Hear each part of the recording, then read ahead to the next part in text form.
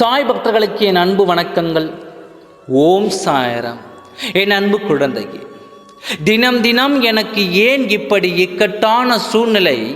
என் தினசரி தேவைகள் கூட பூர்த்தி செய்ய கடினமான நிலையில் உள்ளேனே என்ற உன் குரல் கேட்கிறது. தன் பிள்ளையின் நிலையை எப்படி ஒரு தகப்பன் அறியாமல் இருப்பார்? ஆனால் இயற்கையின் பருவநிலை மாற்றம் எவ்வாறு 4 விதமாக இருக்கிறதோ அதே போலவே மனிதனின் வாழ்க்கையும் ஏற்றம், நடுநிலை, இரக்கம் எல்லாம் இழந்து இருக்கும்.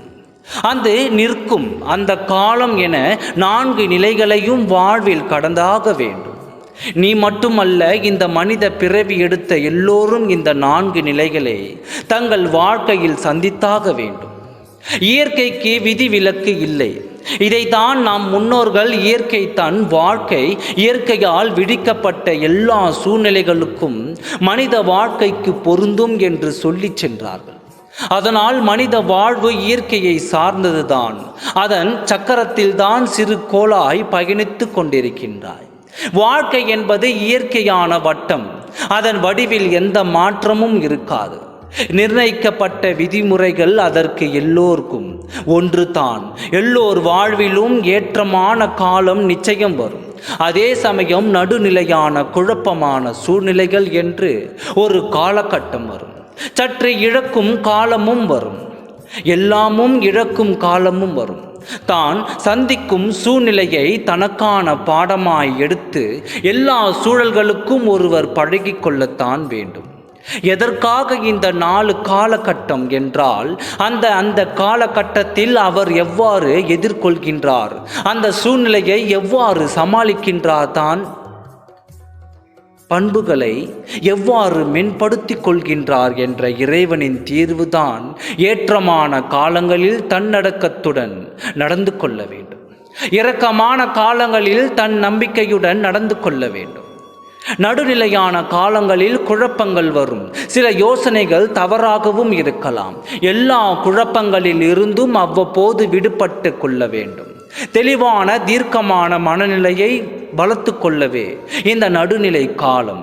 என் நாமம் இழந்துவிட்ட காலகட்டத்தில் இறைவனை இறுக்கமாக பற்றி கொள்ள வேண்டும். ஆனால் எந்த காலகட்டத்திலும் ஒரு துளி நம்பிக்கை கூட நீ இழந்துவிடக் கூடாது. என் அன்பு குழந்தையே, நம்பிக்கை என்று ஒன்று இருந்தால் ஏற்றமான காலங்களில் அதை தக்க வைத்து கொள்ள உன்னால் முடியும்.